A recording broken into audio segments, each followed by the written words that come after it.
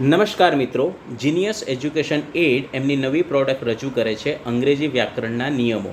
તમે જોઈ શકો છો તો અહીં ડિગ્રી કમ્પેરિઝનના નિયમો છે, તે જ રીતે ઈડીના નિયમો છે કે જેમાં આપણે એનું base verb V1, past form of verb V2 અને પાસ્ટ પાર્ટિસિપલ V3, તો એના 3 સ્વરૂપના નિયમો અલગ અલગ નિયમો જોઈ શકીએ છીએ. તે જ રીતે ડિગ્રી કમ્પેરિઝનમાં એના અલગ અલગ નિયમો છે. તે જ રીતે આઈએનજી માટેના નિયમો છે, એસ જે ત્રીજા પુરુષ એક વચનમાં લાગે છે એના નિયમો છે.